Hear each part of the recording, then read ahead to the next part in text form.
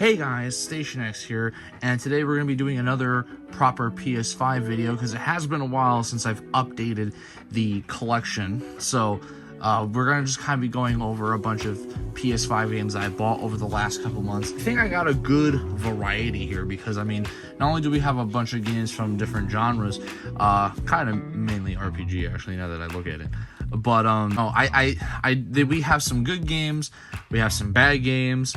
We have some anime RPGs, we have sports games, we got fighters, we got open adventure games, we got shooter games, we got all of it. Let's just jump right into it with the first game being on our list is Crash Team Rumble.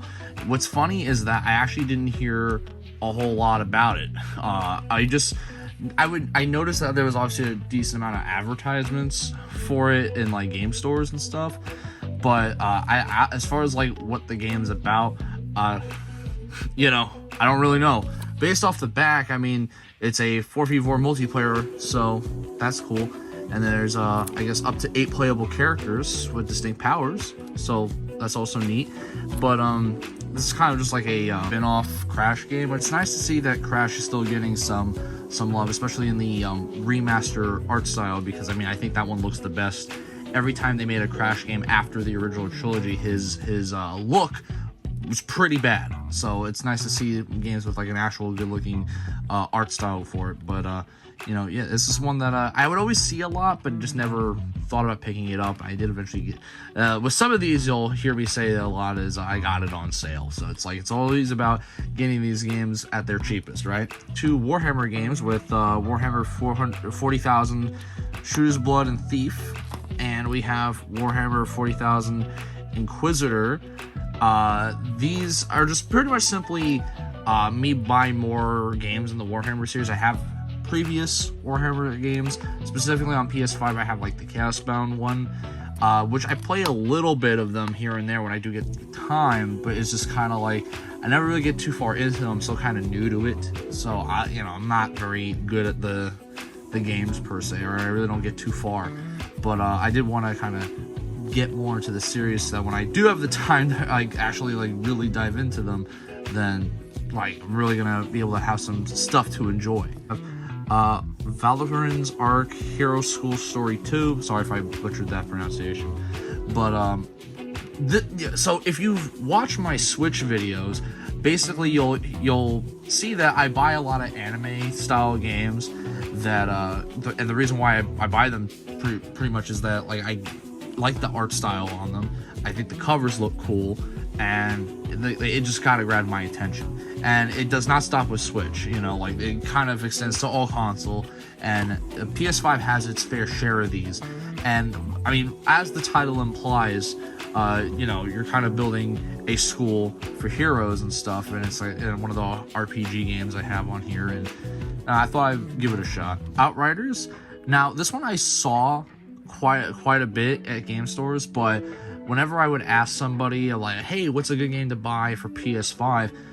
This one does not show up a lot. Now, I don't know if it's actually a good game or bad game, but it's another like RPG game that I would always. It's just one of those games you just see all the time in the PS5 sections, but just no one ever really buys it. I don't know. It could be a great game, and I just don't know what I'm talking about with that. But I just never really seen anybody play it. I kind of just bought it because again, it's like on sale, and it's another game to add to the collection. Next up, we have 2 of possibly the biggest banes of my existence, and that is Call of Duty Modern Warfare 2 and Modern Warfare 3. Now, I don't know if I've made it any clearer on this channel before, but like, I am a huge Call of Duty guy. I've been playing them since about 2009, because I mean I was a little too young to play them when they first came out, but I have played almost every single release of Call of Duty, especially like even ones that like people don't even really hear about, like the one on the PlayStation Vita, the Black Ops Declassified. I've played the ones on the original Xbox. I've played all the mainline ones.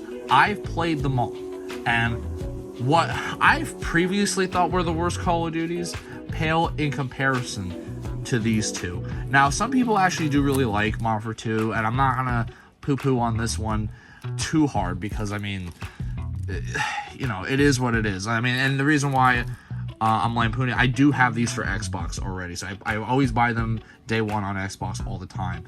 So I mean, I'm sure you guys have seen them in my videos, but just I really hate these games a lot. I mean, for one, they're cookie cutters of the 2019 Modern Warfare, but also just like the campaigns are probably the worst part about the Call of Duties. The multiplayer, quite literally, if the complaint that the Call of Duties are the same every single year, it has never been more apparent than in these titles.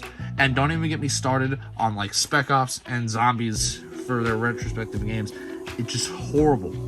Like, I have played probably some of the worst games imaginable, but these ones really sting for me because Call of Duty's been a series that I've enjoyed for so long. And, you know, I've been through the ups and downs. And even with the bad ones, I still try to find something good about it. Like Ghosts, I can still go back to and play because it's at least a little unique. Advanced Warfare is kind of cool. You know, even Infinite Warfare has its moments. Vanguard even has some very slight things good about it.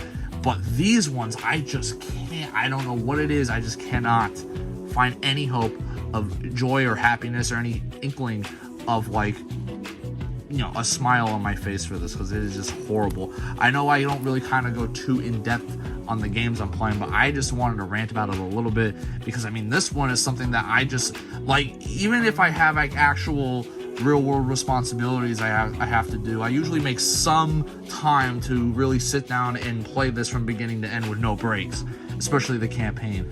And it's just like really like hurts me when they put out a game and it's just no thought or care. Specifically this one, you know, has been put into it, and I just hate it.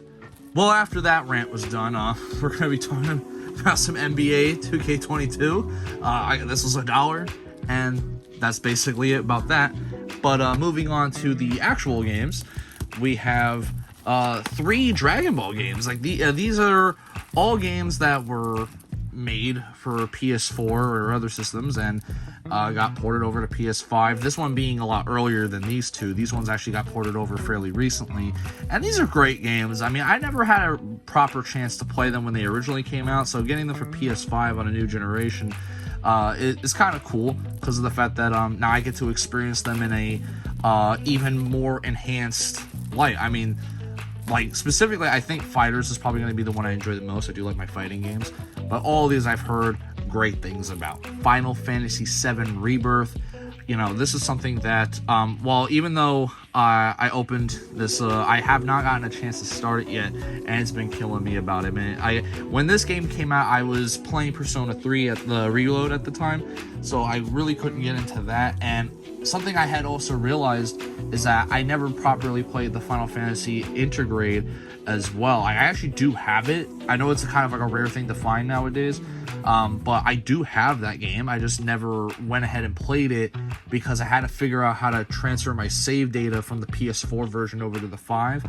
And so that's been kind of delaying me on playing this, and it's just kind of like I have every intention on getting onto this and finally beating the second part. And I hear everybody says it's amazing. I have no doubt it's amazing. Final Fantasy VII, like the remakes, have really impressed me because I never experienced the original when it first came out and later re-releases.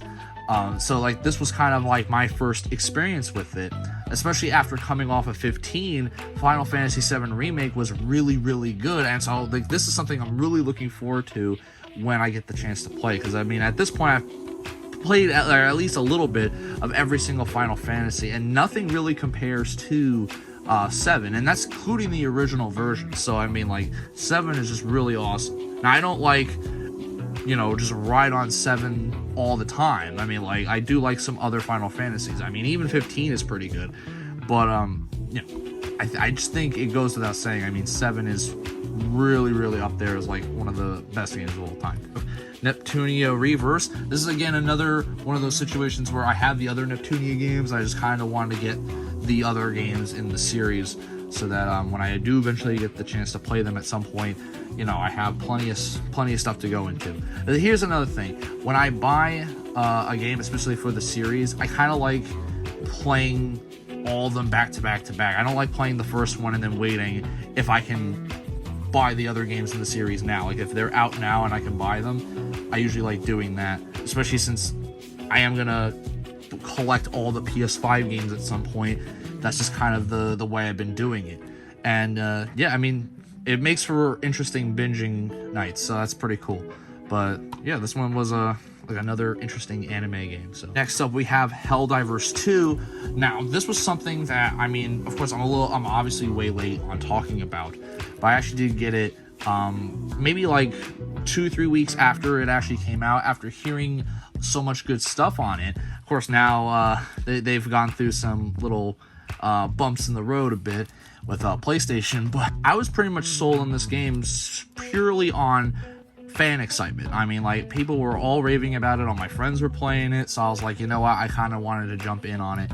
And while I haven't gotten the chance to, just because I do work a lot, so I mean, I haven't really gotten a chance to actually sit down and, you know, try it out. But I mean, from what I've seen online and like trailers and other people playing it, my friends playing it, this is pretty decent. I do like this. I like the way it looks and the way the gameplay is. And so, you know, I'm excited to try it out at the very least. Next up, we have the infamous Cyberpunk, and this is the physical PS5 version. And I mean, what to say about Cyberpunk that kind of hasn't already been said. Now, I'm obviously not going to go over the whole history of it, but I mean, I was one of those people that bought the original PS4 version back in launch day, and I was so excited for it. And of course, like most everybody out there, I was pretty disappointed with the fact that it was broken as hell. And I always knew that it was a great game underneath that, but it was just kind of like, yikes, when it first came out, right? Now, of course, they have, you know, improved on it. It is clearly not in the same state as it was when it first came out. And so now, I think it's safe to say that it's a pretty good game nowadays when you come and play it, but it would always have that kind of stigma around it. I mean, I feel like people turned around on it after the show, of course, so I think that was smart for them to at least wait on a physical PS5 release after the show came out. And I'm gonna be honest, I'm kind of surprised this even happened in the first place, considering the fact that, you know, they could have easily just said, we're not doing it, and then it was like the PS5 upgrade was available way before this physical version came out. So I mean, this also includes like other DLC stuff, so it's not just the main game, it has other stuff included. But I mean, I gotta say, this was kind of a shock that it came out, but I'm glad it did, and I got to have a PS5 version, I guess technically physically. Dead Island 2. Now again, this is another one where I played the original. The original was great, and waited a really long time for the second one. Right, of course, it's not the second Dead Island game. They've had other like Dead Island games like Riptide and some other stuff, but like this is the first proper like number 2, right? And I think it took a number 2 because I mean, it's not good. I've definitely, like I said, I've seen other people play this. I've seen gameplay of some of my favorite YouTubers play it, and I gotta tell you, I was not amused by what I saw. I mean, don't get me wrong, it's definitely not the worst game on the planet. It definitely has its moments of fun, but I mean, compared to the first one, I think there's a lot of moments where I'm just like, kind of like, we waited this long for it, you know? Like, if this came out way earlier, right, and it was like that, then, you know, maybe I would have not have been as disappointed. But it's like, if a game's taking that long to come out, and then it's like, this is the result, I don't know. I mean, I bought this for $20. I mean, I don't think for that price you can go wrong for it, but like a full 60, especially if you bought like the collector's edition, it's just kind of like not worth the money at the time. But I mean, yeah, I mean, at least I got it now, so I could kind of form a bit of my own opinion based off of my my actual gameplay of it. So who knows, maybe I might change my mind when I actually, you know, step into the world. But like, from what I've seen so far, you know, I probably just would prefer playing the original versus this one. After Image, I already have this on the Switch, and while that's probably going to be the main version that I play moving forward, I mean, I'm gonna be honest, like, I would be lying if I said, like, besides the obvious, I'm trying to collect all the PS5 games, even if I wasn't doing that, with certain Switch games, I like to buy like two two versions of, because I mean, like for Persona Strikers, for example, when they had the PS4 and Switch versions, I bought both because I wanted to have that portable one, but I also knew that the PS4 or eventually like PS5 versions of those games would definitely be the better way to play. And then if it's a good game, we don't mind playing it over again. And so it's like, this is kind of one of those examples where it's like, you know, well, yeah, I like playing the Switch version because it's portable. I like having the PS5 version because it looks better. And last but certainly not least, what a way to end this with a very, very disappointing DC game. Suicide Squad Kill the Justice League. I don't even know if this title's gonna kind of get me in trouble with YouTube here because of the name. But this is not good. It seems like every time they do something with the squad over here, it tends to not be good. I mean, the first movie that they did, not their greatest, although I do like some of the actors in it. Their second movie, slightly better, but just, you know, still not... I wouldn't say it's one of my favorite movies of all time. And then, of course, now they have this game, which kind of completely lampooned the Justice League. I mean, I don't know what they were doing.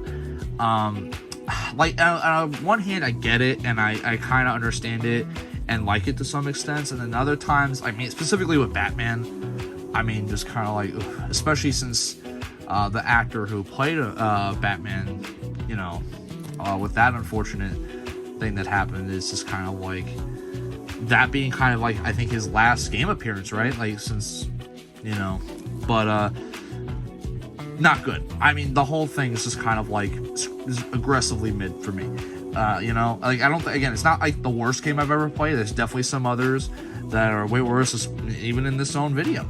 But yeah, not a good one. I would say if you were able to find this for like 20 to 30 bucks like I did, then I would probably go try it out, because I mean, for 20-30 bucks, how can you resist? But for a full 70, probably not in my opinion. That will be it for today's video. Let me know what you guys think here in the comments below, if I got a good pile or not. I know I included kind of a mini rant about Call of Duty, but I mean, that's just one series that I'm probably the most passionate about. I mean, I just love the series. I hope that Black Ops 6 will do better, but let me know what you guys think of the games here in the comments below. I'm curious to hear your thoughts about some of the stuff I've covered here, because I know some of these are very controversial in their opinions. So if you guys disagree with me or agree with me, I would love to hear that in the comments below, and like your reasonings for why, you know. But with that being said, I've been Station X. I hope you guys have a wonderful day. Baby, you give me